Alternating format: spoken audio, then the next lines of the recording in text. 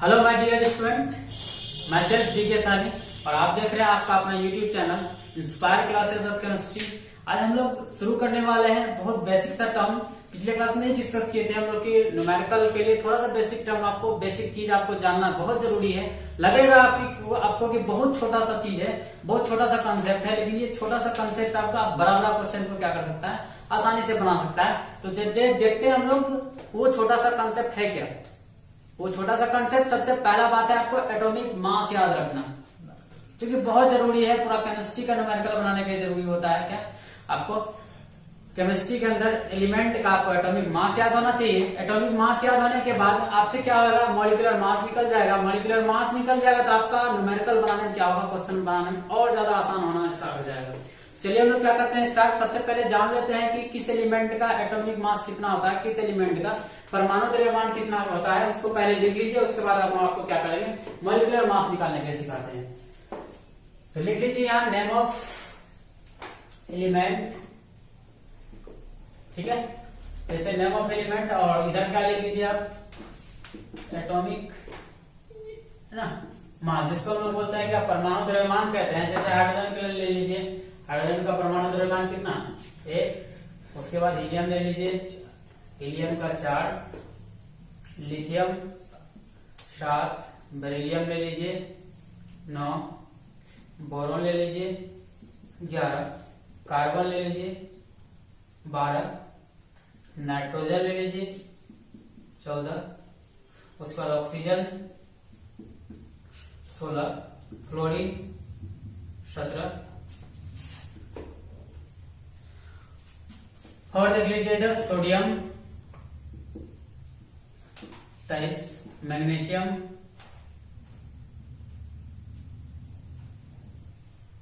23, magnesium 24।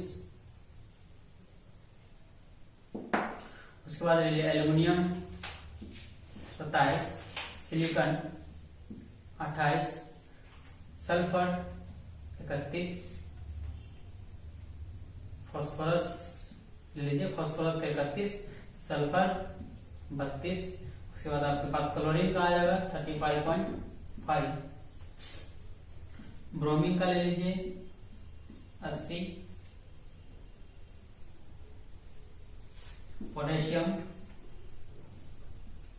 39, calcium 40, copper ले लीजिए 63.5, 63.5, silver ले लीजिए 107, गोल्ड ले लीजिए, गोल्ड का क्या, ठीक है। ये आपको क्या करना है, ये आपके पास क्या एटॉमिक मास है, इस एटॉमिक मास को क्या करना है, आपको याद करना है, ठीक है। वैसे आपको मॉलिक्यूलर मास निकालते निकालते क्या होगा, याद हो जाएगा, है ना। आणविक द्रव्यमान निकालते निकालते याद हो जाएगा। तो सबसे पहले क्या करें, आप जल्दी से इसको नोट कर लें। नोट करने के बाद हम लोग देखते हैं कि मॉलिक्यूलर मास मतलब कि आणविक द्रव्यमान हम लोग कैसे कैलकुलेट करते हैं, कैसे हम लोग निकालते हैं।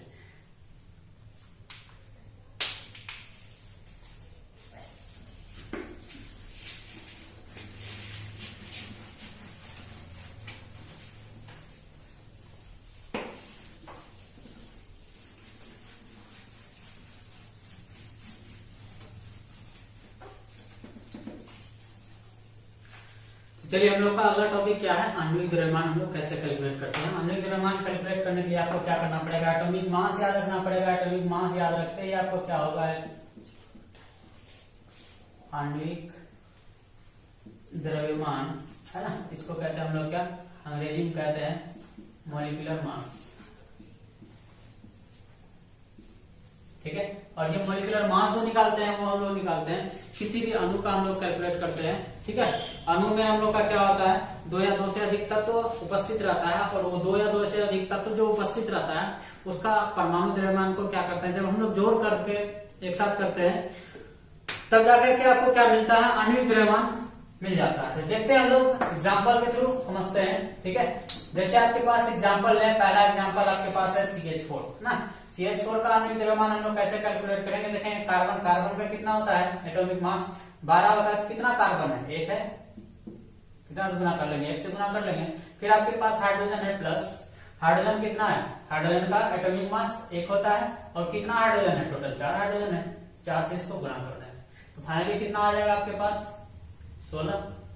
उसके बाद दूसरा हम लोग एग्जाम्पल का बात करें C6H6 जिसको हम लोग क्या कहते हैं, बेंजीन कहते हैं। ठीक है, बेंजीन का अगर हम लोग निकालें तो कार्बन का कितना एटॉमिक मास 12, एक कार्बन का तो कितना कार्बन है 6 कार्बन है, आसानी से लिख सकते हैं क्या। उसके बाद प्लस हाइड्रोजन, हाइड्रोजन का एटॉमिक मास कितना है 1 और कितना हाइड्रोजन है 6 हाइड्रोजन है तो फाइनली इसको कैलकुलेट करेंगे कितना आ जाएगा 78 मतलब 78 आ जाएगा। उसके बाद ले लीजिए नेक्स्ट ग्लूकोज के बारे में आप बहुत अच्छे से जानते होंगे है ना।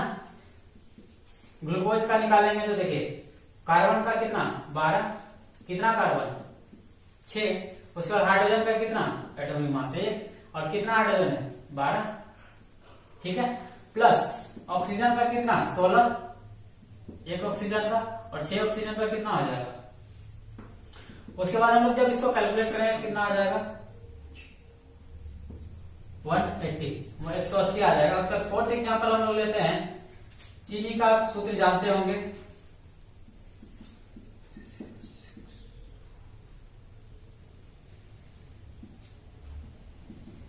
ठीक है, ये किसका सूत्र है, चीनी का सूत्र है ना। चीनी का हम लोग का अगर बोलेगा क्या आणविक द्रव्यमान निकालेंगे हम लोग कैसे निकालेंगे, तो कार्बन देख रहे हैं क्या, कार्बन का एटॉमिक मास कितना 12, कितना कार्बन है 12, गुना कर दें इसको।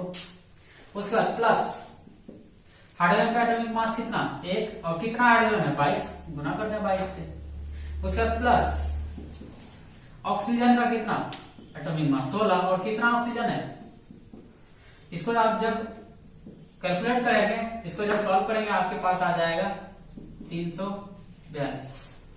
ठीक है, इस प्रकार हम लोग क्या करते हैं, किसी भी अणु का आणविक द्रव्यमान को हम लोग क्या कैलकुलेट करते हैं। आपको क्या करना है, कुछ अणु लिख दे रहे हैं है ना, इसका क्या करना है आपको निकालना है खुद से। जैसे CO2 का निकाल लेना है आणविक द्रव्यमान ना, ऊपर टॉपिक लिख लेते हैं आणविक द्रव्यमान निकालें, आणविक द्रव्यमान निकालें। ठीक है, आपको क्या करना है, आणविक द्रव्यमान निकालना है। हम नंबर दे देते हैं, ठीक है, इस नंबर वाइज आप क्या कीजिए, आणविक द्रव्यमान आसानी से निकाल लीजिए। आणविक द्रव्यमान निकालने के बाद कमेंट बॉक्स में आप अपना अपना आंसर क्या करें, कमेंट करके लिख दें कि आपका आंसर कौन नंबर का कितना आया है ना। अगर आपसे गलती कहीं होता है तो उसके लिए घबराना नहीं है, उस गलती को हम देखेंगे कमेंट बॉक्स में। कमेंट बॉक्स में देखने के बाद उसके लिए हम क्या करेंगे, उसको सही कर देंगे, इसको हम सॉल्व करके नेक्स्ट वीडियो में क्या करेंगे, अपलोड कर देंगे। तो सबसे पहला आपके पास क्या है, किसका निकालना है, CO2 का निकाल लेना है आणविक द्रव्यमान। फिर दूसरा नंबर आपको निकालना है NaOH का, फिर आपको तीसरा निकालना है AlCl3 का, है ना। चौथा आपको निकालना है NaCl का। उसके बाद पांचवा आपको निकालना है Na2CO3 का। छठा आपको निकालना है CaCO3 का। सातवां आपको निकालना है CaO का। आठवां निकालना है आपको C2H6 का। नौवां निकालना है C2H5 OH का। और 10वां HCOOH का। इसका क्या करना है, आपको आणविक द्रव्यमान निकालना है और आणविक द्रव्यमान को निकाल करके आपको क्या करना है, नंबर वाइज आप अपना नंबर वाइज लिख करके कमेंट बॉक्स में अपना अपना आंसर क्या करें लिख दें और देख लेंगे हम कमेंट बॉक्स में किसका किसका सही आया है ना।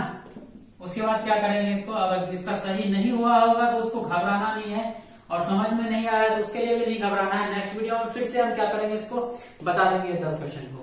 ठीक है, तो आगे हम लोग टॉपिक की तरफ बढ़ते हैं। वो हम लोग का टॉपिक कौन सा है, इक्विवेलेंट वेट है। इक्विवेलेंट वेट हम लोग निकालते कैसे हैं, ठीक है, इक्विवेलेंट वेट हम लोग कैसे निकालते हैं। तो इक्विवेलेंट वेट निकालने के लिए भी आपको क्या किसी का जरूरत पड़ेगा, मॉलिक्यूलर मास का। इसलिए हम पहले क्या किए, एटॉमिक मास डिस्कस किए, उसके बाद क्या मॉलिक्यूलर मास डिस्कस किए। अब हम लोग क्या करेंगे, इक्विवेलेंट वेट कैसे निकालते हैं उसके बारे में डिस्कस कर लेते हैं।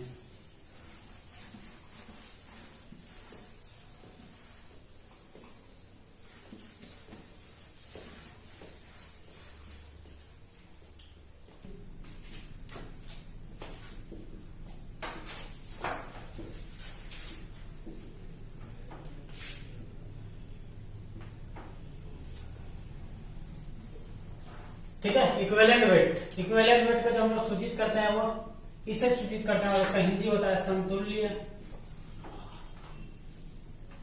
समतुल्य क्या हो जाएगा, भार हो जाएगा। ठीक है, ये हम लोग का क्या है, इक्विवेलेंट वेट है। हम लोग देखते हैं कि इसको हम लोग कैलकुलेट कैसे करेंगे। तो इक्विवेलेंट वेट हम लोग पर्टिकुलर निकालते हैं। सबसे पहले एसिड का देख लेते हैं कि एसिड कोई दिया गया है तो उसका हम लोग कैसे निकालेंगे, मतलब कोई अम्ल अगर दिया गया है तो अम्ल का आप कैसे निकालेंगे, समतुल्य भार। अम्ल का समतुल्य भार निकालने के लिए आपको क्या करना है, समतुल्य भार आपको निकालने के लिए एसिड का आणविक द्रव्यमान,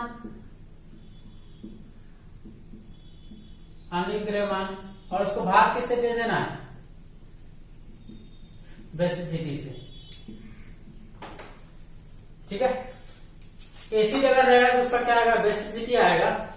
और वो बेसिसिटी हम लोग कैलकुलेट कैसे करेंगे, जैसे हम आपको कैलकुलेट करके कुछ एसिड का दिखा देते हैं। जैसे आपका पहला एग्जांपल लेते हैं हम लोग, ठीक है, और साथ साथ हम लोग देखते चल जाएंगे इक्विवेलेंट वेट कैसे निकालते हैं। पहले एग्जांपल लेते हैं हम लोग HCl।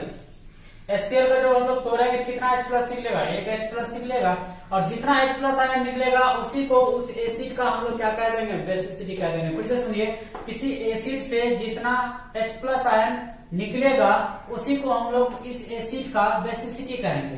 तो इसका बेसिसिटी कितना आ जाएगा, बेसिसिटी इसका 1 आ जाएगा। इक्विवेलेंट वेट निकालेंगे तो इसका मॉलिक्यूलर मास कितना आ जाएगा, इसका हाइड्रोजन का 1 और 35.5 क्लोरीन का कितना आ जाएगा, 36.5 डिवाइडेड बाय बेसिसिटी कितना 1, तो इसका इक्विवेलेंट वेट कितना रह जाएगा, 36.5 ही रह जाएगा। दूसरा एग्जांपल लेते हैं हम लोग H2SO4। H2SO4 का मॉलिक्यूलर मास निकालेंगे या फिर इसको पहले तोड़ेंगे तो क्या निकलेगा, 2H+ निकलेगा प्लस SO4 2-। ठीक है, 2H+ निकलेगा तो मतलब इसका बेसिसिटी कितना आ जाएगा 2। इसका इक्विवेलेंट वेट निकालेंगे तो इक्विवेलेंट वेट क्या हो जाएगा, आणविक द्रव्यमान कितना आ जाएगा इसका, H2SO4 का आणविक द्रव्यमान अभी जस्ट हम बताए थे। ठीक है, आणविक द्रव्यमान इसका निकालेंगे तो आ जाएगा कितना 98। बेसिसिटी इसको भाग दे देंगे कितना आ जाएगा, 2 से डिवाइड कर दीजिए, ये आ जाएगा कितना 49। और भी देख लेते हैं हम लोग कुछ एग्जांपल एसिड का।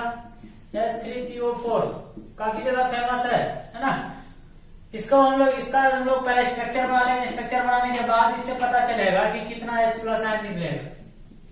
ठीक है, ये आपका क्या है, H3PO4 है। देखिए, अगर ध्यान रखिएगा, अगर हाइड्रोजन डायरेक्टली केंद्रीय परमाणु से जुड़ा हुआ रहेगा तो H+ नहीं निकलेगा। हाँ, लेकिन केंद्रीय परमाणु से कोई परमाणु जुड़ा हुआ है और उससे अगर हाइड्रोजन जुड़ा हुआ है तब जाकर के वो क्या करेगा, वहां से H+ आयन निकलेगा। तो यहाँ से आपको दिख रहा है कि यहाँ से एक H+ आयन, एक यहाँ से और एक यहाँ से, टोटल 3 H+ आयन निकलेगा। मतलब इसका बेसिसिटी कितना आ जाएगा, बेसिसिटी इसका 3 हो जाएगा। बेसिसिटी 3 हो जाएगा तो इसका इक्विवेलेंट वेट आप आराम से निकाल सकते हैं। इसका निकालिएगा तो क्या आ जाएगा, molecular mass. Molecular mass calculate कर लीजिए, क्या है 3 हो जाएगा इसका हाइड्रोजन का, 3 और फर्स्ट वाला 31, 31 और 3 कितना 34, और ये क्या 64, टोटल कितना हो जाएगा 98। 98 को डिवाइड कर दीजिए किससे, 3 से, तो कैलकुलेट कर लीजिए इसको, 3 से डिवाइड कीजिए तो कितना हो जाएगा 32.6। ठीक है, यह आपका इक्विवेलेंट वेट आ जाएगा। और एक देख लेते हैं हम लोग एसिड का H3PO2, सॉरी H3PO3। इसका भी क्या करना पड़ेगा, आपको संरचना बनाना पड़ेगा।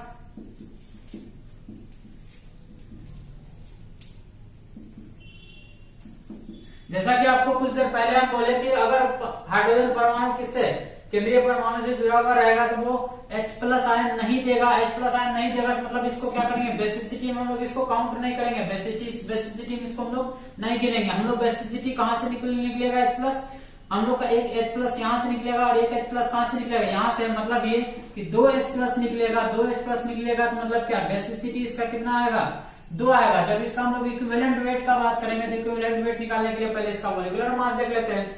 मॉलिक्यूलर मास कितना, हाइड्रोजन 3 है तो 3 ग्राम हो गया। उसके बाद फर्स्ट वाला 31 और 3 क्या 34 और 48 जोड़ लीजिए, 34 प्लस 48 कितना आ जाएगा 12, 4 3 7 82 है ना, 82 हो जाएगा। डिवाइडेड बाय क्या कर देंगे 2, तो फाइनली कितना आ जाएगा आपके पास इक्विवेलेंट वेट 41। ये था हम लोग का क्या, एसिड का हम लोग कैसे निकालेंगे इक्विवेलेंट वेट। अब देख लेते हैं हम लोग बेस का हम लोग कैसे निकालेंगे इक्विवेलेंट वेट। किसका, बेस मतलब क्या, क्षार का हम लोग कैसे निकालेंगे। सेम प्रोसेस है हम लोगों का। इसका क्या, समतुल्य भार जब हम लोग बेस का निकालेंगे तो कैसे निकालेंगे, ध्यान दीजिए इधर। समतुल्य भार अगर निकालेंगे इसका हम लोग बेस का, तो बेस का भी निकालने के लिए क्या करेंगे, आणविक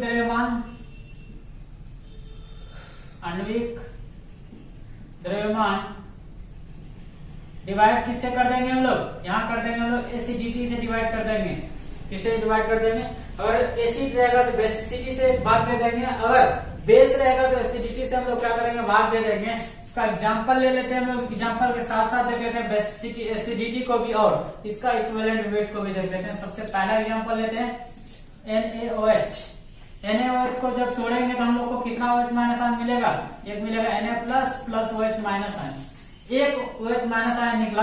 और ध्यान रखिएगा किसी भी बेस से जितना OH माइनस आयन निकलेगा उसी को हम लोग क्या कहेंगे, उस बेस का एसिडिटी कहेंगे। फिर से सुनिए, किसी भी बेस से जितना OH माइनस आयन निकलेगा उसी को हम लोग क्या कह देंगे, उस बेस का एसिडिटी कहेंगे। अभी यहाँ कितना निकल रहा है, एक निकल रहा है OH माइनस आयन, मतलब OH माइनस आयन एक, तो एसिडिटी इसका कितना, एक हो जाएगा। अब देखिए इसका हम लोग निकाल लेते हैं कि इक्विवेलेंट वेट क्या होता है। इक्विवेलेंट वेट निकालेंगे तो हम लोग का क्या हो जाएगा, NaOH का कितना, सोडियम 23, 16, ऑक्सीजन का कितना 39 और ये कितना 40 डिवाइडेड बाय कितना 1, तो इक्विवेलेंट वेट कितना आ जाएगा, 40 ही आ जाएगा। अब हम लोग दूसरा देखते हैं, दूसरा बेस का एग्जांपल लेते हैं।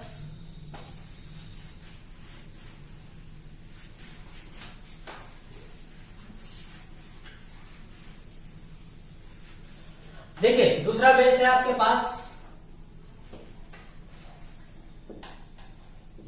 MgOH का होल 2, ठीक है, ये आपका बेस है। और इसका देख लीजिए हम लोग कैसे निकालेंगे, इसका ये कितना Mg2 plus 2 OH minus ion मिलेगा आपको। कितना OH माइनस आयन मिला, 2 OH माइनस आयन मिला, तो आपको एसिडिटी कितना मिल जाएगा यहाँ से 2।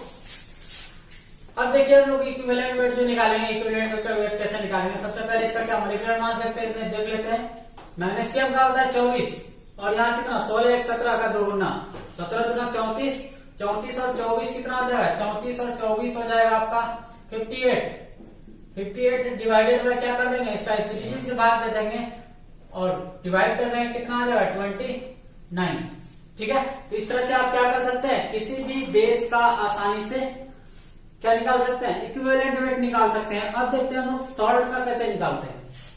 थर्ड हम लोग का टॉपिक है सॉल्ट, मतलब लवण का हम लोग कैसे निकालेंगे, ठीक है। लवण का निकालने के लिए आपको क्या करना पड़ेगा, समतुल्य भार। यहां भी आपको क्या करना है, आणविक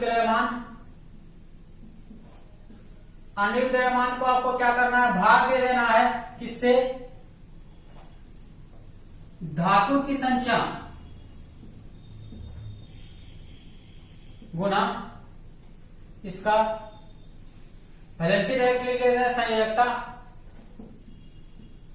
आपको क्या करना है, आणविक द्रव्यमान निकाल लेना है लवण का, उसके बाद क्या करना, देखना है उसमें धातु का संख्या कितना है और उसके संयोजकता से गुना करके डिवाइड कर देंगे, क्या मिल जाएगा आपको, समतुल्य भार मिल जाएगा। जैसे एग्जांपल देखते हैं, एग्जांपल आपके पास है, सबसे पहला है NaCl, ठीक है। NaCl क्या है आपके पास, सॉल्ट है, इसका हम लोग देख लेते हैं कैसे निकालेंगे। NaCl का इक्विवेलेंट वेट निकालेंगे। सबसे पहले इसका क्या करना पड़ेगा, आणविक द्रव्यमान सोडियम का कितना 23 और क्लोरीन का कितना 35.5, दोनों को जोड़ेंगे तो कितना आ जाएगा आणविक द्रव्यमान, ये आ जाएगा 58.5।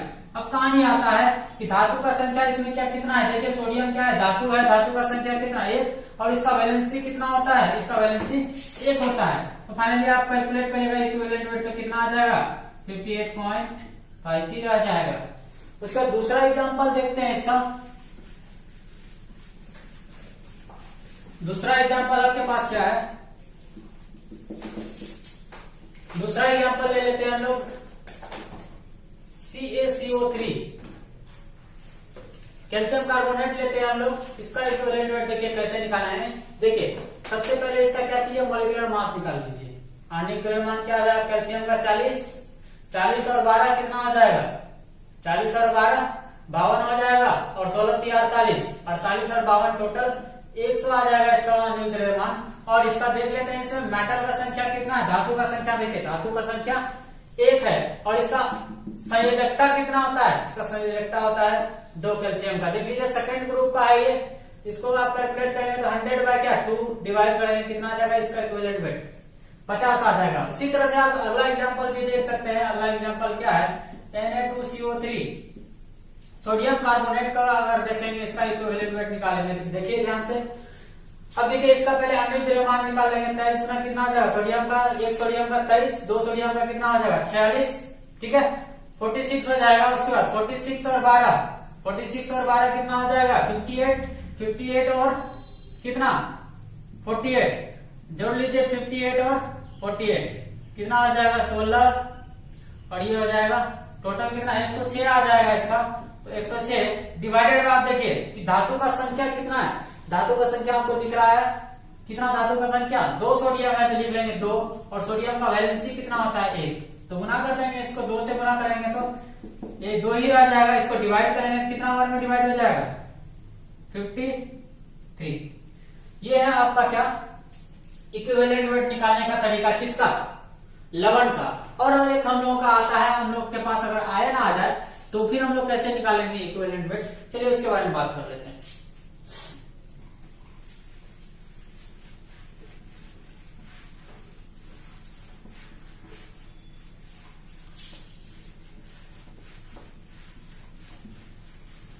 ठीक है, चलिए हम लोग अब क्या देख लेते हैं, या फिर कोई तत्व का देखते हैं, किसी एलिमेंट का देख लेते हैं। कोई एलिमेंट है दिया हुआ है, एलिमेंट का हम लोग कैसे निकालेंगे, समतुल्य भार। समतुल्य भार हो जाएगा इसका परमाणु द्रव्यमान, या फिर परमाणु भार को आप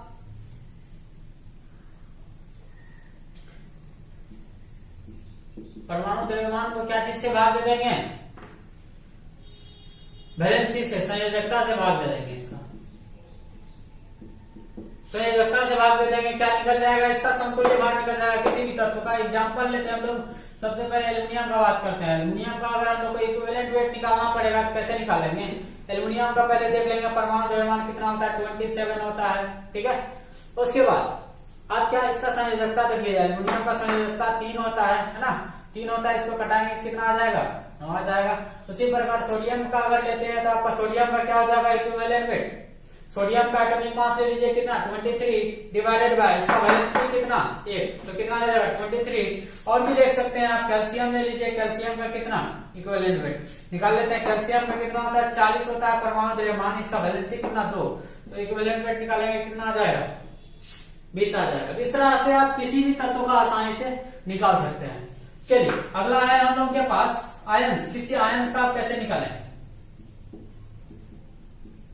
अगर आपके पास आयन दिया गया है तो फिर कैसे निकालेंगे, ध्यान रखिएगा यार। जैसे एग्जांपल के थ्रू निकालते हैं हम लोग समतुल्य भार। समतुल्य भार निकालने के लिए क्या करना पड़ेगा, आयन का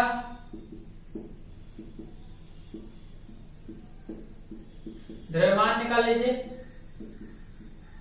ठीक है, और नंबर ऑफ चार्ज से उसको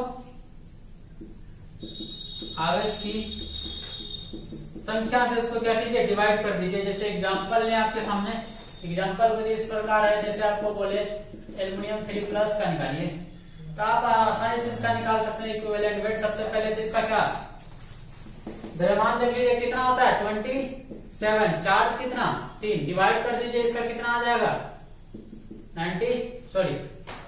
9 आ जाएगा। उसका दूसरा एग्जांपल ले लेते हैं हम लोग Na+, इसका इक्विवेलेंट वेट निकालेंगे क्या आ जाएगा, देखिए सोडियम का कितना 23, ठीक है, मास। उसके बाद क्या चार्ज कितना, नंबर ऑफ चार्ज 1, तो डिवाइड कर दीजिए कितना आ जाएगा 23 आ जाएगा। और आप एग्जांपल ले सकते हैं Ca2+, इसका इक्विवेलेंट वेट निकालेंगे, समतुल्य द्रव्यमान निकालेंगे क्या आ जाएगा। इसका पहले देख लीजिए द्रव्यमान कितना होता है 40, ठीक है, और नंबर ऑफ चार्ज कितना है 2, +2 चार्ज है, +2 चार्ज है तो डिवाइड कर दीजिए किससे। तो इस प्रकार आपका क्या आता है, आयन से भी आप किसी भी आयन का भी आप आराम से समतुल्य भार क्या कर सकते हैं, निकाल सकते हैं। तो यहाँ से आप ध्यान रखें क्या क्या चीज, तत्व का निकालना हो आपको समतुल्य भार, एसिड का निकालना हो, अम्ल का निकालना हो, क्षार का निकालना हो, या फिर आपको किसी आयन का निकालना हो, ठीक है, समतुल्य भार यहाँ से आप आसानी से निकाल सकते हैं। और ये जो है आपको समतुल्य भार का कॉन्सेप्ट आपको कहाँ काम देने वाला है, वो नॉर्मलता का क्वेश्चन बनाने में आपको काम आएगा। अगर आप इसमें दिक्कत होता है आपको तो फिर से आप रिवीजन कर लें अच्छे से, उसके बाद नॉर्मलता का क्वेश्चन बनाने के लिए, उसके बाद आप नॉर्मलता का क्वेश्चन पे अटैक करें, ठीक है। देखिए आप न्यूमेरिकल को हम लोग कैसे सॉल्व करेंगे। तो सबसे पहला न्यूमेरिकल है हम लोगों के सामने, क्वेश्चन क्या कह रहा है, 75 ग्राम मतलब 75 ग्राम बेंजीन में 2.5 ग्राम इथेनोइक एसिड उपस्थित है, तो इसकी मोलता ज्ञात करें। मतलब ये क्वेश्चन कह रहा है कि कोई 75 ग्राम का क्या है, सॉल्वेंट है, 75 ग्राम सॉल्वेंट है, कौन, बेंजीन, जिसमें सॉल्यूट कितना घुला हुआ है, 2.5 ग्राम इथेनोइक एसिड उपस्थित है। तो इस सॉल्यूशन का बोला है क्या निकालने के लिए, मोलरता बोला है निकालने के लिए, जिसको हम लोग अंग्रेजी में क्या कहते हैं, मोलरिटी कहते हैं। चलिए हम लोग देख लेते हैं फर्स्ट नंबर का सॉल्यूशन, ठीक है। सबसे पहले क्या देखेंगे हम लोग, इसमें दिया गया है क्या क्या है, सबसे पहले उसको फाइंड आउट कर लीजिए। सबसे पहले आपको लिख लीजिए 75 ग्राम बेंजीन में, मतलब क्या, सॉल्वेंट दिया हुआ है, सॉल्वेंट दिया हुआ है, लिख लेंगे क्या, विलायक का भार या द्रव्यमान लिख लीजिए, है ना, बराबर कितना, 75 ग्राम, ठीक है। उसके बाद विलय कितना मिला हुआ है, देखिए इथेनोइक एसिड कितना उपस्थित है, तो 2.5 ग्राम, क्या लिख सकते हैं हम लोग, विलय का भार कितना दिया है, 2.5 ग्राम। आगे क्वेश्चन पर यह बोला क्या है, इसकी मोलरता ज्ञात करें। मोलरता ज्ञात करने के लिए और आपको एक चीज निकालना पड़ेगा, विलय का मॉलिक्यूलर मास निकालना पड़ेगा। मॉलिक्यूलर मास के बारे में हम लोग बात कर चुके हैं, देखिए कैसे निकालते हैं, लिख लेंगे हम लोग क्या, विलय का आणविक द्रव्यमान। विलय का आणविक द्रव्यमान हम लोग कैसे निकालेंगे, कौन है विलय आपका, CH3COOH। देखिए कितना कार्बन है, 2 कार्बन है, तो लिख लीजिए 2 कार्बन का कितना, 1 कार्बन का 12 ग्राम, 2 कार्बन का कितना हो जाएगा, 24 ग्राम। उसका टोटल हाइड्रोजन कितना है, 4 हाइड्रोजन, 1 हाइड्रोजन का 1 ग्राम, 4 हाइड्रोजन का कितना हो जाएगा, 4 ग्राम, प्लस ऑक्सीजन देखिए कितना है, 2 ऑक्सीजन है, 1 ऑक्सीजन का 16 ग्राम और 2 ऑक्सीजन का कितना हो जाएगा, 32 ग्राम, जोड़ लीजिए, ये हो जाएगा 28 प्लस 32, टोटल कितना आ जाएगा, 60 ग्राम, ठीक है। ये आपके पास क्या आ गया, मॉलिक्यूलर मास आ गया, मॉलिक्यूलर मास आपका निकल करके आ गया। अब क्या देखना है हम लोगों को, कि निकालना है क्या हम लोग को, मोलरता, मोलरिटी हम लोग को निकालना है। और मोलरता का हम लोग सूत्र जानते हैं क्या, स्मॉल w डिवाइडेड बाय क्या, molecular mass into weight of solvent. Solvent का वेट देखिए, सबसे पहले सॉल्यूट का वेट कितना दिया गया, विलय का भार वो दिया हुआ 2.5 गुना कितना, 1000 डिवाइडेड बाय क्या, 60 गुना कितना दिया है, सॉल्वेंट 75। इसको देखिए कैलकुलेट कर लेते हैं हम लोग, 1 0 तो कट गया, उसका पॉइंट आप बढ़ाइए, नीचे क्या आ जाएगा 10, 25 से कटाइएगा इसको कितना, 3 बार में कट जाएगा, आपके पास क्या आ गया 100 बाय, ये हो गया आपके पास, और एक 0 घटा दें यहाँ, ये भी खत्म हो जाएगा, क्या हो जाएगा 10 बाय 18, इसको कटाएंगे तो आपके पास 0 पॉइंट आ जाएगा 55। ये आपका क्या आ जाएगा, मोलरता का वैल्यू आ जाएगा। दूसरा क्वेश्चन क्या कह रहा है, देखिए ध्यान से, सेकंड नंबर क्वेश्चन देखिए। दूसरा क्वेश्चन कह रहा है कि 93% H2SO4 के 1 लीटर विलयन की मोलरता ज्ञात करें यदि विलयन का घनत्व कितना है, 1.84 दिया हुआ है, ठीक है, 1.84 ग्राम पर ml है। तो सबसे पहले समझिए ये परसेंटेज का मतलब क्या होता है। परसेंटेज का मतलब यहाँ समझने के लिए हम आपको पढ़ाए हुए कंसंट्रेशन टर्म का देखे थे हम लोग, वहां देखे थे हम लोग mass percentage, volume percentage, mass volume percentage, ठीक है। अब देखिए यहाँ कौन सा हम लोग लगाएंगे, मास परसेंटेज लगाएंगे, वॉल्यूम परसेंटेज लगाएंगे, या फिर हम लोग मास वॉल्यूम परसेंटेज लगाएंगे। जरा सा यहाँ क्वेश्चन को पढ़िए, 93% H2SO4 के कितना 1 लीटर विलियन में उपस्थित है। अब 1 लीटर विलियन में उपस्थित है तो मतलब क्या है, ये मास दिया हुआ है H2SO4 का, और ये क्या दिया हुआ आयतन। यहाँ तो हम लोग कौन सा कंसेप्ट लगा सकते हैं, मास वॉल्यूम परसेंटेज का कहानी आएगा यहाँ। मतलब ये 1 लीटर सॉल्यूशन में 93% क्या, 93% कौन घुला हुआ है, H2SO4 घुला हुआ है। तो सबसे पहले इसका निकाल लेते हैं हम लोग अमाउंट को। चलिए इसको हम इरेज कर लेते हैं, क्योंकि क्वेश्चन थोड़ा सा लंबा जाएगा, जल्दी से इसको नोट कर लीजिए।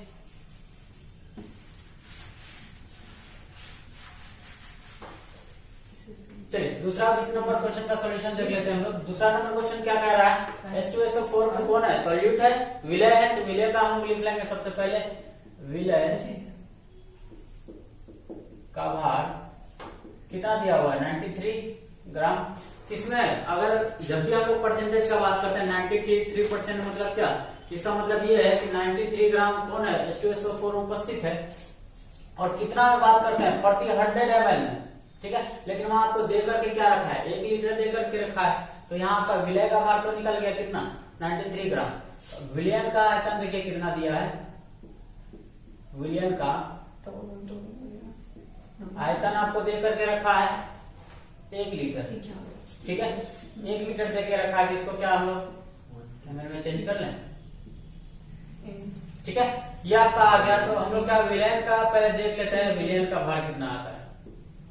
विलयन का द्रव्यमान, या फिर लिख लें 1 लीटर विलयन का द्रव्यमान। 1 लीटर विलयन का द्रव्यमान कितना हो जाएगा, देखिए ध्यान दीजिए। 1 लीटर विलयन का द्रव्यमान निकालने के लिए हम लोग क्या मास बाय वॉल्यूम वाला कंसेप्ट लगा लेंगे, डेंसिटी इंटू क्या वॉल्यूम। डेंसिटी आपको दे करके रखा है कितना, 1.84, और वॉल्यूम कितना है 1000। जब आप इसको सॉल्व करेंगे देखिए, पॉइंट को हटा दीजिए, नीचे कितना आ जाएगा 100, 2 0 2 0 तो कट गया। अब कितना आ गया 184 को 10 से गुना कीजिएगा तो 1840 आ जाएगा। ये क्या आ जाएगा, विलयन का द्रव्यमान आ जाएगा, ठीक है। विलयन का द्रव्यमान जब मिल गया आपको, अब आसानी से आप क्या विलायक का द्रव्यमान निकाल सकते हैं। अब देखिए कैसे निकालेंगे, ये कितना में निकाले थे हम लोग, विलय का भार प्रति 100 ml में निकाले थे, लेकिन यहाँ विलयन का किस में हम लोग निकाल रहे हैं। तो चूंकि 100 ml सॉल्यूशन में विलय का भार कितना 93 ग्राम, ठीक है। तो 1 ml में कितना हो जाएगा, 1 ml सॉल्यूशन में विलय का भार क्या हो जाएगा 93 डिवाइडेड बाय कितना 100। तो इसीलिए हम लोग कह सकते हैं क्या 1000 ml सॉल्यूशन में विलय का भार कितना हो जाएगा 93 डिवाइडेड बाय 100 इंटू कितना 1000। 2 0 तो 2 0 तो कट गया, फाइनली कितना आ गया 993, 10 से गुना करेंगे तो कितना 930 ग्राम। तो ये हो गया आपका 1000 ml में क्या, 1000 ml में क्या विलय का मात्रा। ये दिया हुआ था कितना 93% का मतलब ये था कि प्रति 100 ml में दिया गया था, लेकिन आपको कितना सॉल्यूशन दिया हुआ है 1000 दिया हुआ है। तो आप किस में निकालेंगे 1000 ml में निकाल लेंगे सॉल्यूट का मात्रा कितना है। अब देखिए आप ध्यान दीजिए, विलय का आपको द्रव्यमान मिल गया और विलय का द्रव्यमान मिल गया, तो आपको मोललता निकालने के लिए आपको क्या चीज का जरूरत है, आपको विलायक का द्रव्यमान चाहिए। अगर विलायक का द्रव्यमान निकालना हो, विलयन का पता हो, विलय का पता हो, तो आराम से विलायक का निकाल सकते हैं, क्योंकि हम लोग जानते हैं जब सॉल्यूट और सॉल्वेंट को ऐड करते हैं तब जाकर के आपको क्या मिलता है, सॉल्यूशन मिलता है। तो उसी प्रकार निकाल लेंगे हम लोग विलायक का द्रव्यमान। अब देखिए विलायक का द्रव्यमान क्या हो जाएगा, विलयन का द्रव्यमान, विलयन का द्रव्यमान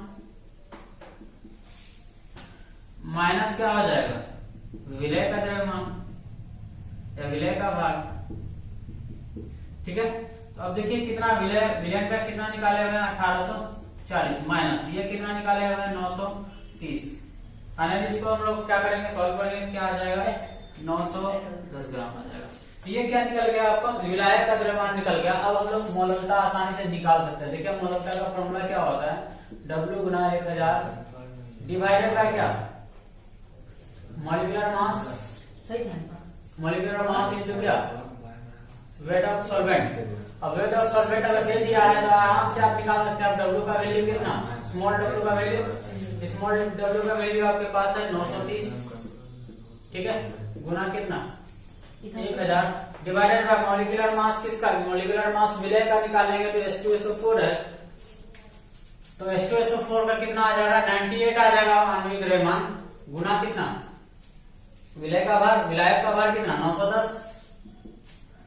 जब इसको सॉल्व करेंगे तो ये 0 0 तो कट जाएगा, उसके बाद ऊपर कितना बच गया आपके पास, ये 49,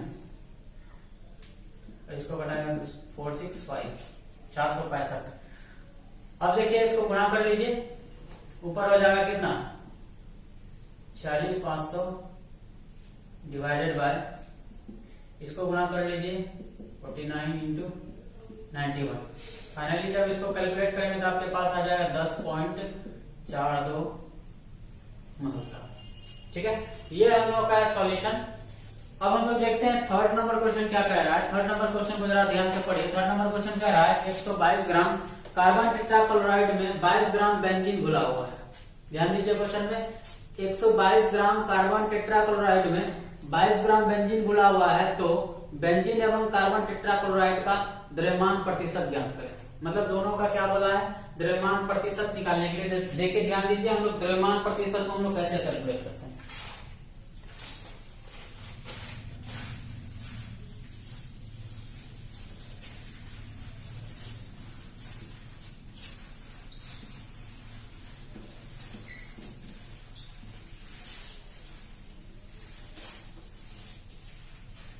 चलिए हम लोग का कौन सा क्वेश्चन है, थर्ड नंबर सवाल है। बोला है कि 122 ग्राम क्लोरीन उपस्थित है कार्बन टेट्राक्लोराइड, मतलब ये CCl4 जो उपस्थित है कितना 122 ग्राम, ठीक है। उसके बाद क्या उपस्थित है 22 ग्राम बेंजीन, बेंजीन कितना है 22 ग्राम। अब देखिए जब हम लोग परसेंटेज निकालते हैं तो परसेंटेज निकालते कैसे हैं, मतलब ये देखिए हम लोग इसको समझते हैं, है ना। क्वेश्चन में क्या दिया हुआ है, इसमें CCl4 है, ठीक है, और कौन है बेंजीन है C6H6, दो कंपोनेंट है। आपको क्या बोला है परसेंटेज निकालने के लिए, इस सॉल्यूशन में ये दोनों घुला हुआ है, इसका कितना प्रतिशत है और इसका कितना प्रतिशत है, दोनों का देखते हैं हम लोग प्रतिशत कैसे निकालते हैं। जब भी प्रतिशत का बात आएगा, जिसका प्रतिशत बोलेगा निकालने के लिए उसको क्या करना है डिवाइड कर देना है टोटल कंपोनेंट का द्रव्यमान से। क्या करना है, जिसका बोलेगा निकालने के लिए उसको क्या करना है। चलिए सबसे पहले क्या CCl4 का परसेंटेज, परसेंटेज ऑफ CCl4 है ना, CCl4 का प्रतिशत निकाल लेते हैं, कितना आ जाएगा। देखिए CCl4 का पहले द्रव्यमान कितना दिया है 122 ग्राम डिवाइडेड बाय टोटल द्रव्यमान कितना है 122 प्लस कितना हो जाएगा 22 गुना कितना 100, इसको कैलकुलेट करेंगे तो 122 डिवाइडेड बाय 144, ठीक है। चलिए इसको गुना कर लीजिए किससे 100 से, ये ऊपर हो जाएगा आपके पास 12,200 डिवाइडेड बाय 144, इसको डिवाइड कर लेते हैं। देखिए जब इसको हम लोग डिवाइड करेंगे तो क्या कितना आ जाएगा आपके पास, इसको डिवाइड करेंगे 12 कितना से 144 से, सबसे पहले तो 8 लगा देना ना, 8 से कटाएंगे तो 8 चौक 32,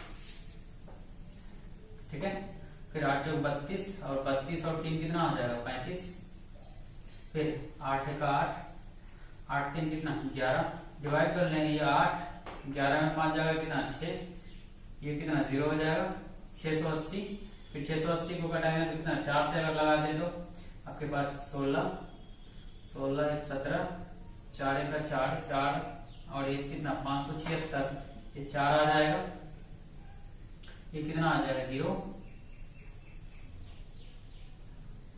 ठीक है, ये कितना आ जाएगा 104।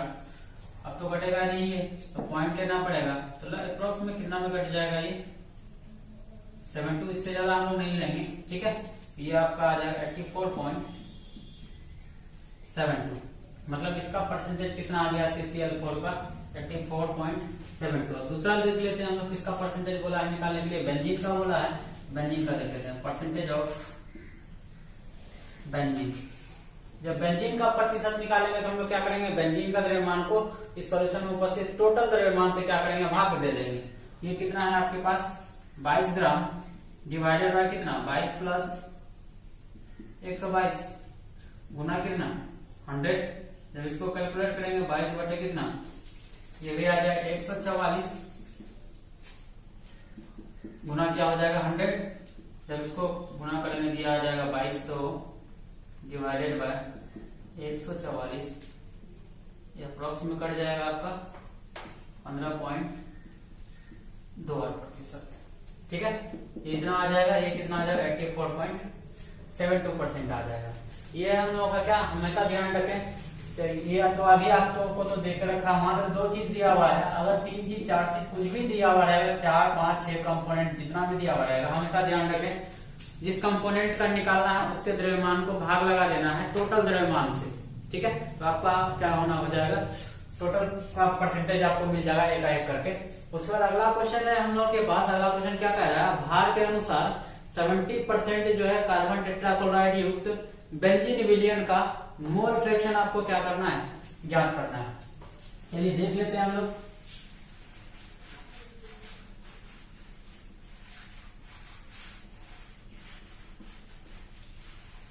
क्वेश्चन क्या कह रहा है, क्वेश्चन कह रहा है कि भार के अनुसार जो है कार्बन टेट्राक्लोराइड कितना है 70% युक्त बेंजीन विलयन का बोला है मोल फ्रैक्शन ज्ञात करने के लिए। अब समझिए क्वेश्चन नंबर 4, चौथा क्वेश्चन बोल रहा है 70% कार्बन टेट्राक्लोराइड।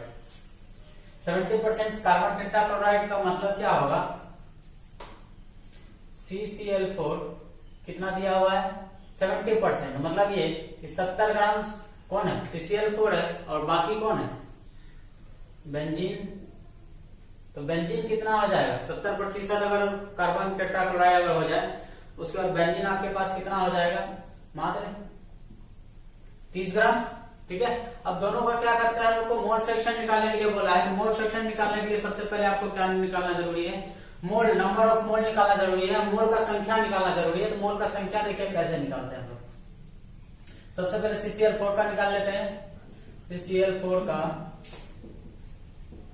मोलों की संख्या बराबर क्या हो जाएगा 70 डिवाइडेड बाय CCl4 का मोलिकुलर मास निकाल लें। CCl4 का मोलिकुलर मास कितना हो जाएगा, कार्बन का 12 और ये 35.5 गुना किससे कर देंगे 4 से, तो ये हो जाएगा 20, 4 पंचे 20, 22, उसका 4 दिया 12,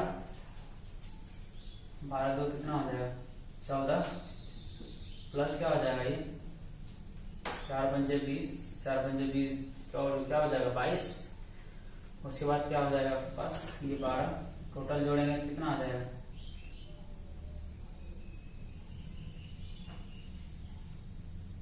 140। ठीक है, ये आ जाएगा आपके पास 4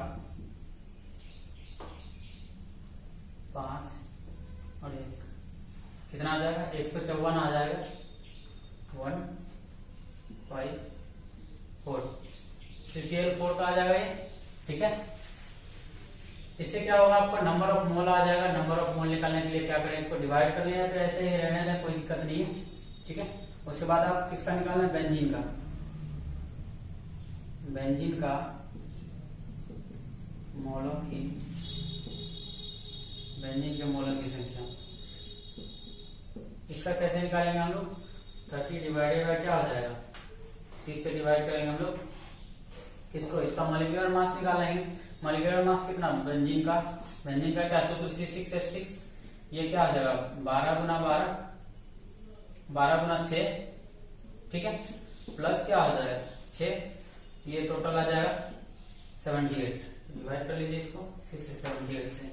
अब हम लोग का कहानी आता है कि मोल फ्रैक्शन निकालने बोला है दोनों का, मोल फ्रैक्शन निकाल लेते हैं। इसीलिए CCl4 का मोल फ्रैक्शन, इसका जब मोल फ्रैक्शन निकालेंगे तो हम लोग का क्या, इसका मोल का संख्या डिवाइडेड बाय क्या टोटल मोल का संख्या। निकाल लेते हैं CCl4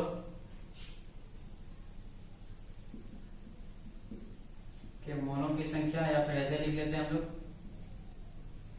CCl4 डिवाइडेड बाय क्या आ जाएगा CCl4 प्लस C6H6। इसका कितना आया है 70/154 डिवाइडेड बाय क्या 70/154 प्लस 30/78। दूसरा का हम लोग देख लेते हैं, बेंजीन का मोल फ्रैक्शन।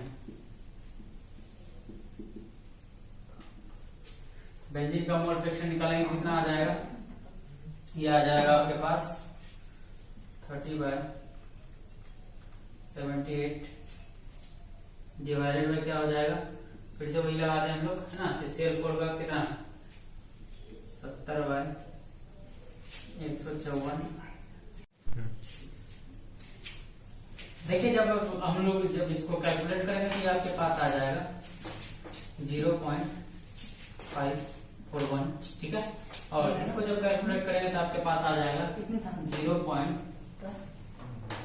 अगर 1 में से घटा लीजिए, उसमें से 1 माइनस 5 0.541 0.541 तो घटा लीजिए, आपके पास कितना आ जाएगा, ये आपका 100, ठीक है। कितना 541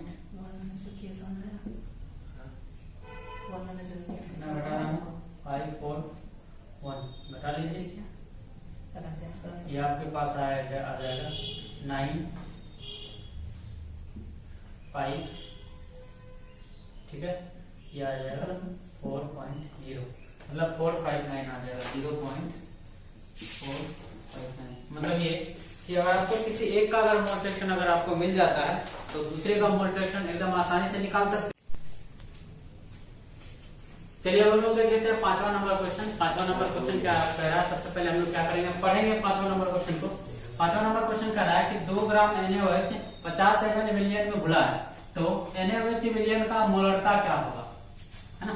क्वेश्चन क्या कह रहा है कि कोई 50 ml का सॉल्यूशन है और इस 50 ml का सॉल्यूशन में विलयन में कितना ग्राम घुला हुआ है, तो ये क्या आपके पास हो गया, क्या सॉल्यूट है ये, और ये क्या हो गया आपके पास सॉल्यूशन का आयतन हो गया। इसको लिख लीजिए आप पहले, इसको लिख सकते हैं हम लोग क्या, विलय का भार क्या दिया हुआ है 2 ग्राम, ठीक है। विलयन का आयतन या फिर विलय का पहले आणविक द्रव्यमान निकाल लीजिए, विलय का आणविक द्रव्यमान क्या हो जाएगा 50, सॉरी NaOH का निकाल लीजिए, कितना सोडियम का कितना 23 प्लस ऑक्सीजन का कितना 16 ग्राम, हाइड्रोजन का कितना, ये टोटल कैलकुलेट करेंगे तो क्या आ जाएगा आपके पास 40 आ जाएगा। उसके बाद हम लोग क्या करते हैं, विलयन का आयतन आपको दे करके रखा है, विलयन का आयतन, विलयन का आयतन क्या देके रखा है आपको 50 ml देके रखा है, 50 ml देके रखा है। आप देखिए मोलरिटी आराम से निकाल सकते हैं, मोलरिटी का फॉर्मूला क्या होता है, विलय का भार गुना 1000 डिवाइडेड बाय क्या मॉलिक्यूलर मास, मतलब आणविक द्रव्यमान गुना क्या वॉल्यूम ऑफ सॉल्यूशन, विलयन का आयतन। अब हम लोग रख लेते हैं इसका वैल्यू, ये कितना दिया है 2 गुना कितना हो जाएगा 1000 डिवाइडेड बाय आणविक द्रव्यमान कितना निकला 40 गुना आयतन कितना 50। अब देखिए कैलकुलेट कर लीजिए इसको, 0 0 तो कट गया, ये भी 0, ठीक है। तो इसको भी कटा लीजिए, कितना बार में कट जाएगा 2 बार में। उसके बाद आपके पास क्या बचा है, इसको भी कटा लीजिए, कितना बार 2 बार में, ये भी कट गया 2 से। फाइनली आपके पास कितना आ गया मोलरता 1। या तो आप ऐसे लिख सकते हैं, या तो इसको आप लिख सकते हैं या मोल पर लीटर, दोनों में से आप कुछ भी लिख सकते हैं, आसानी होगा आपको कि हम लिखें, है ना। अक्सर क्वेश्चन में यही दे करके रखेगा।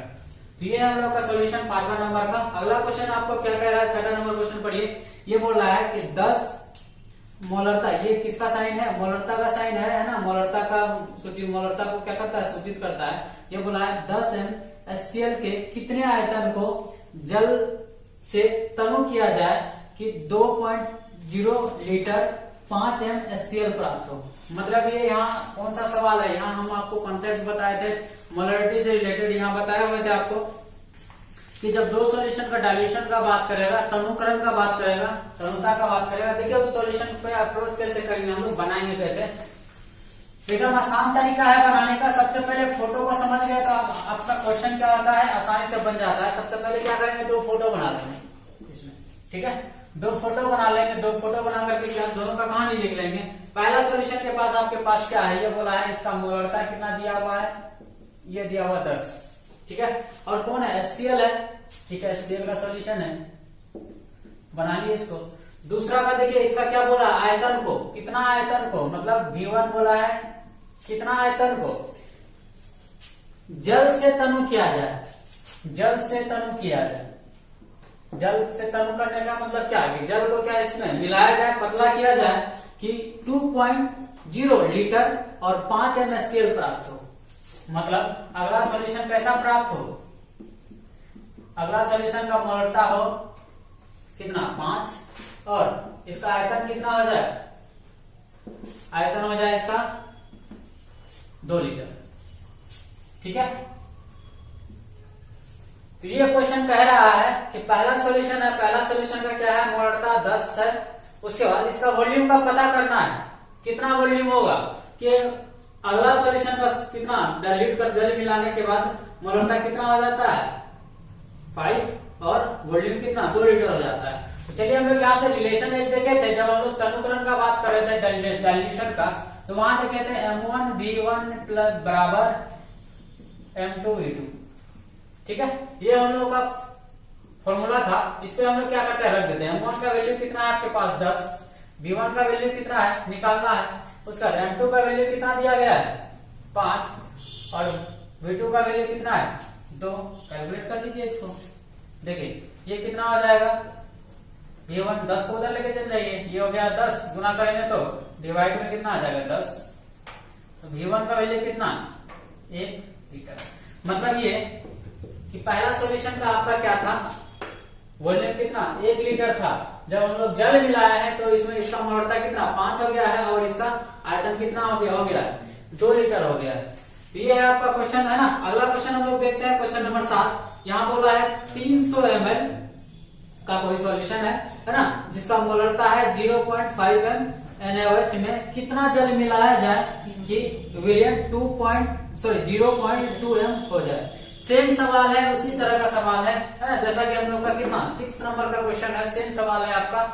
इसमें भी हम लोग क्या करेंगे, पहले 2 फोटो बनाएंगे, 2 फोटो बनाने के बाद दोनों का डेटा को हम लोग क्या करेंगे, सॉल्यूशन के साथ लिख लेंगे। देखते हैं हम लोग अगला क्वेश्चन।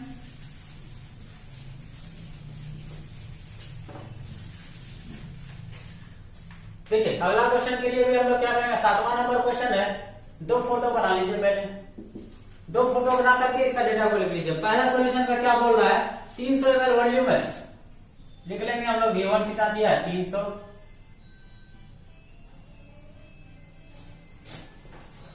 ठीक है। 300 ml का सॉल्यूशन है। उसके बाद क्या, बंद कर लीजिए कहां से सरल। चलिए अब 7 नंबर क्वेश्चन देख लेते हैं। 7 नंबर क्वेश्चन क्या कहा है, पहले पढ़ लेते हैं क्वेश्चन को। ये बोला है कि 300 ml का कोई सॉल्यूशन है और उस सॉल्यूशन का मोलरता कितना है 0.5 m, ठीक है। इतना मोलरता 0.5 मोलरता है और सॉल्यूशन किसका NaOH है। इसमें कितना जल मिलाया जाए कि विलियन का मोलरता कितना हो जाए 0.2 हो जाए। तो सबसे पहले सेम प्रोसेस से हम लोग चलेंगे क्या, सबसे पहले 2 फोटो बना लेंगे, ठीक है। 7वां नंबर का 2 फोटो बना लेंगे। 2 फोटो बना करके इसमें क्या करेंगे, इसका डेटा को लिख लेंगे। पहला सॉल्यूशन का क्या बोला है, इसका बोला है मोलरता कितना है M1, वो बोला है 0.5 था पहले, और इसका आयतन कितना था 300 ml था, 300 ml था। मतलब क्या V1 आपको दे करके रखा है। उसके बाद दूसरा सॉल्यूशन का बात करते हैं। दूसरा सॉल्यूशन को जब इस सॉल्यूशन को डाइल्यूट किया गया, जब इसमें पानी को मिलाया गया, जल को मिलाया गया, जल मिलाने के बाद इस सॉल्यूशन का मोलरता कितना हो गया, इस सॉल्यूशन का मोलरता हो गया M2 बराबर हो गया 0.2, ठीक है। तो इसका पूछा है कि इसका V2 कितना हो जाएगा, क्वेश्चन फिर से समझिए। ये बोला था कि 300 ml का कोई सॉल्यूशन है, किसका सॉल्यूशन है, NaOH का। इसमें क्या इसका मोलरता उस समय कितना था, जब 300 ml सॉल्यूशन था, इसका मोलरता था 0.5। ठीक है, जब इसमें जल को मिला दिया गया, मतलब तनु की कर दिया गया, इसको पतला कर दिया गया सॉल्यूशन को, तब इस सॉल्यूशन का मोलरता कितना हो गया, 0.2। तो ये बोला है कि अब इसका आयतन कितना हो जाएगा, तो उसी को हम लोग को क्या करना है, फाइंड आउट करना है। देखिए ध्यान दीजिए,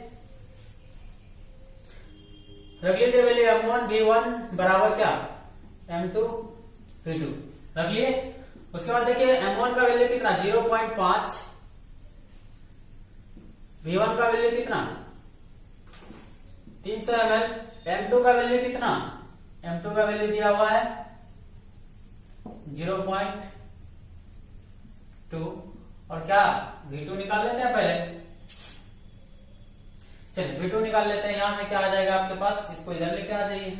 ये हो गया 0.5 इंटू 300 डिवाइडेड बाय कितना, 0.2 बराबर क्या, V2 पॉइंट उड़ा दीजिए, क्या हो जाएगा, ये हो जाएगा 2 से कट जाएगा तो 150, इसको गुना कर लीजिए, 0, 25, 750। ठीक है, बराबर कितना, V2। ये 750 ml क्या आया, इसका वॉल्यूम आया। अब ये सवाल कुछ और पूछ रहा है, ज्यादा समझिए इस सवाल को। ठीक है, सवाल क्या कह रहा है कि इस सॉल्यूशन में कितना जल मिलाया जाए, मतलब ये कि कितना जल को ऐड किया गया है कि इसका वॉल्यूम इतना हो गया है। ठीक है, तो अब देखिए ध्यान से देखिए, ये आपका क्या निकला है, ये पूरा सॉल्यूशन का निकला है, पूरा सॉल्यूशन का आपका वॉल्यूम निकल के आया कितना, 750 ml। अब ये बोला है कि आप जल कितना इसमें मिलाए, उसको हम लोग कैलकुलेट कैसे करेंगे, तो क्या इसमें हम लोग क्या पहले जितना वॉल्यूम था और अभी जितना निकला, इन दोनों इसमें से इसको अगर घटा दें तो नहीं निकल जाएगा कि इसमें कितना जल को मिलाया गया है। ठीक है, फिर से समझिए, ये क्या दिया गया है आपको, 750 ml जो है जल मिलाने के बाद पूरा सॉल्यूशन का मिला है। अब ये कहानी ये पूछ रहा है कि इस सॉल्यूशन में आप कितना जल मिलाया है, तो जल कितना मिलाया है तो वो आपको निकालने के लिए आपको क्या करना पड़ेगा, लिख लेंगे हम लोग, मिलाया गया जल। ठीक है, जल कितना मिलाया गया है, देखिए हम लोग निकाल लेते हैं, क्या हो जाएगा, फाइनल सॉल्यूशन का 750 माइनस कितना, पहले इनिशियल जितना था 300 ml, फाइनली इसको कैलकुलेट करेंगे कितना आ जाएगा, 450 ml। ये आपका आंसर हो जाएगा। मतलब ये सॉल्यूशन का जब मोलरता 0.2 हुआ होगा तो उसमें कितना पानी मिलाया गया होगा, 450 ml क्या किया गया होगा, उसमें पानी ऐड किया गया होगा, तब जाकर के उसका मोलरता कितना हो गया होगा, 0.2। ठीक है, आइए अब हम लोग देखते हैं क्वेश्चन नंबर 8। क्वेश्चन नंबर 8 को पहले पढ़ते हैं और क्वेश्चन नंबर 8 में क्या क्या दिया गया है और वो उसका कैलकुलेशन हम लोग करते कैसे हैं, कैसे हम लोग उसका निकालेंगे क्या। चलिए, क्वेश्चन दिया गया है 300 ml कोई सॉल्यूशन है 300 ml का, उसके बाद इसका मोलरता कितना है, 0.1 ml। ठीक है, 0.1 है और किसका सॉल्यूशन है, Cl का। उसके बाद तथा 200 ml का सॉल्यूशन है, इसका मोलरता कितना दिया गया है, 0.3 H2SO4 मिश्रित किए गए, तो मिश्रण की नॉर्मलता क्या होगी। मतलब ये कि एक ये सॉल्यूशन है और एक ये सॉल्यूशन है, दोनों सॉल्यूशन को क्या किया गया है, मिश्रित कर दिया गया है, मिला दिया गया है। मिलाने के बाद इस सॉल्यूशन का पूछ रहा है क्या, नॉर्मलता पूछ रहा है। ठीक है, तो आप इसमें पहले ध्यान दें कि क्या क्या दिया गया है। सबसे पहले इसको फाइंड आउट कर लेते हैं।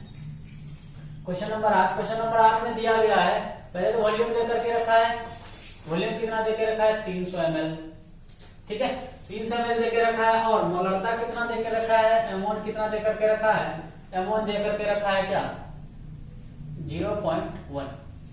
ठीक है, उसके दूसरा सॉल्यूशन का देख लीजिए, दूसरा सॉल्यूशन का देके रखा है, सेकंड सॉल्यूशन का V1 देके रखा, V2 दे करके रखा है कितना, 200 ml।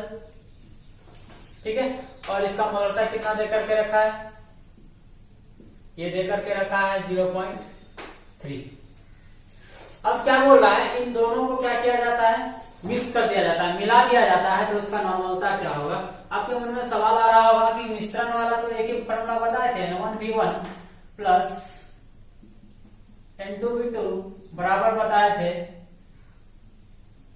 V1 प्लस V2, ये फॉर्मूला बताए थे। इस फॉर्मूला पे हम लोग का यहाँ नॉर्मलिटी तो नहीं दिया हुआ है। अब नॉर्मलिटी नहीं दिया हुआ है तो आप क्या करेंगे, आपको क्या दिया हुआ है, मोलैरिटी दिया हुआ है। तो मोलैरिटी से आपको नॉर्मलिटी कैसे निकालेंगे, उसके लिए हम आपको बताए हुए थे। लास्ट हम लोग का टॉपिक था एसिडिटी बेसिसिटी से रिलेटेड। वहां हम लोग नॉर्मलिटी जब निकालते थे, नॉर्मलिटी निकालने के लिए क्या करते थे, मोलैरिटी को उस एसिड के बेसिसिटी से हम लोग क्या कर देते थे, गुना कर देते थे, तो नॉर्मलिटी निकल जाता था। तो वही कंसेप्ट हम लोग यहाँ जनरेट करेंगे। क्या लगाएंगे, अगर हम लोग को नॉर्मलिटी अगर निकालना है पहला सॉल्यूशन का, तो पहला सॉल्यूशन में देख लीजिए कौन है, HCl है।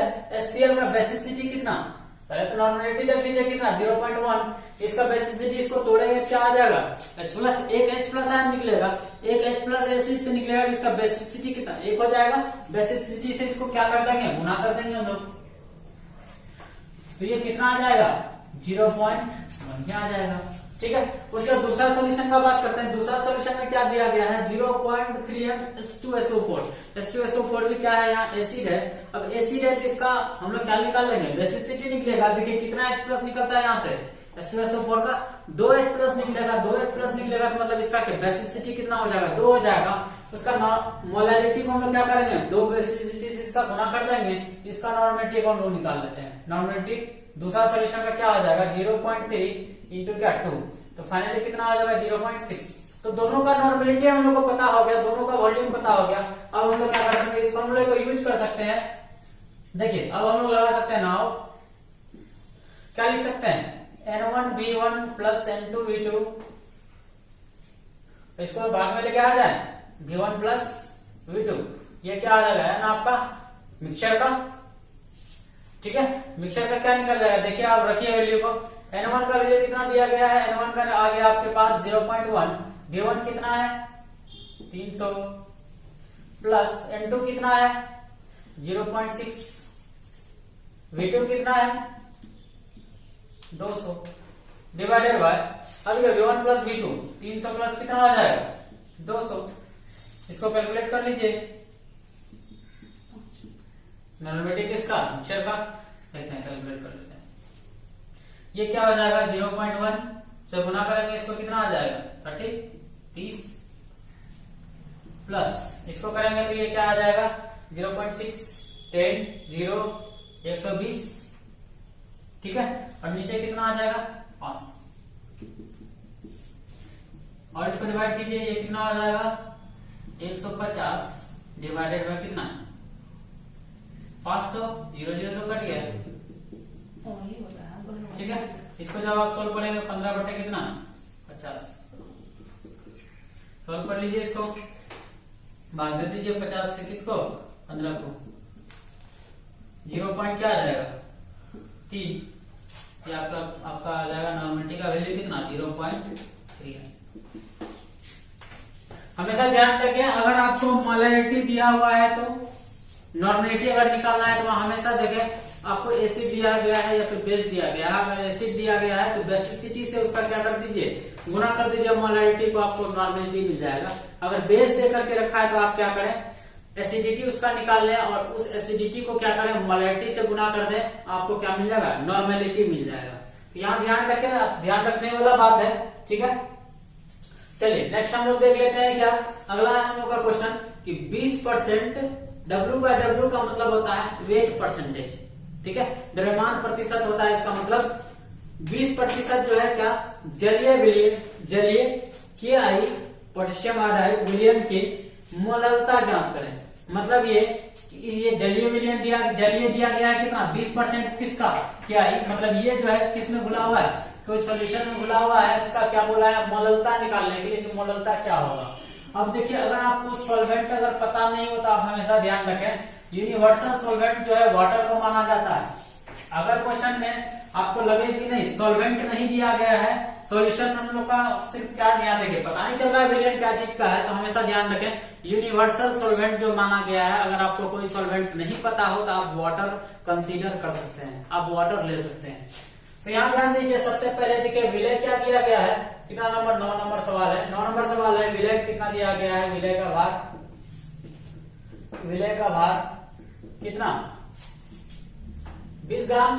कितना ग्राम है, 100 ग्राम का सॉल्यूशन होगा, तो 100 ग्राम का सॉल्यूशन होगा, तो बाकी जो बचा होगा 100 में कितना सॉल्यूशन, 80 ग्राम ही तो बचा हुआ जल, क्योंकि दोनों का जब मिलाएंगे क्या आ जाएगा, 100 आ जाएगा।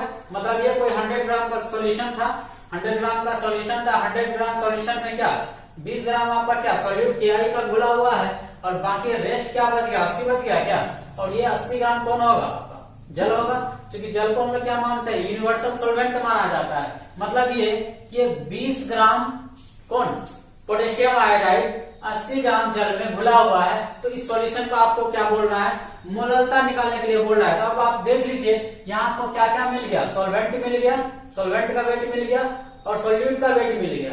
तो अब क्या करिए, सॉल्यूट का क्या निकाल लीजिए आप, आणविक द्रव्यमान निकाल लीजिए। विलय का आणविक द्रव्यमान, विलय का आणविक द्रव्यमान क्या हो जाएगा, निकाल लीजिए KI का, ठीक है। पोटेशियम का कितना 39 प्लस आयोडीन का कितना आ जाएगा 127, 127। दोनों को जोड़ लीजिए, 9 7 कितना आ जाएगा 16, 2 3 5 1 6, 166 हो जाएगा, ठीक है। ये आपका क्या आ गया, विलय का आणविक द्रव्यमान आ गया। अब क्या कर सकते हैं, आराम से हम लोग मोलैलिटी निकाल सकते हैं। मोलैलिटी का फॉर्मूला क्या होता है, W गुना 1000 डिवाइडेड बाय क्या, मॉलिक्यूलर मास इंटू क्या, वेट ऑफ सॉल्वेंट। देखिए रख लीजिए, W का वैल्यू कितना दिया गया है 20 गुना ये कितना हो जाएगा 1000 डिवाइडेड बाय मॉलिक्यूलर मास कितना 166 गुना, उसके बाद क्या दिया गया है, वेट ऑफ सॉल्वेंट कितना 80।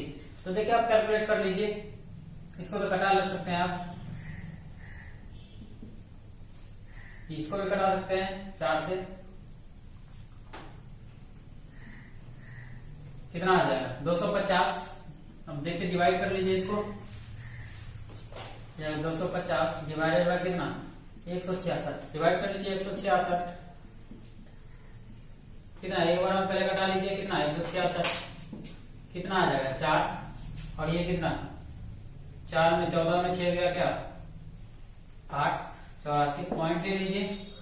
उसके बाद क्या 840 हो जाएगा, 840 को डिवाइड करेंगे कितना बार में कट जाएगा 4 5 6 कर लीजिए, 6 से कीजिएगा 36 और 36 3 कितना 39, और 6 का 6 3 9 ज्यादा हो जाता है ना, 5 से घटाए 30, फिर 5 36 3 33, ठीक है। उसके बाद 5 1 का 5 5 3 कितना आ जाएगा 830 हो जाएगा। मतलब क्या कि आपके पास आ जाएगा 1.5, ठीक है।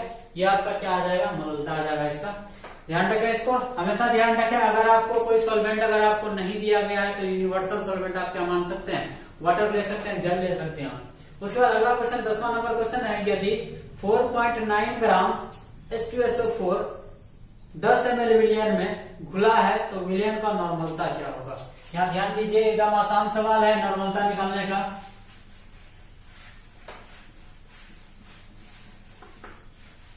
चलिए ध्यान दीजिए, क्वेश्चन नंबर कितना 10। क्वेश्चन नंबर 10 में क्या दिया गया है, 4.9 ग्राम H2SO4, मतलब ये विलय दिया हुआ है।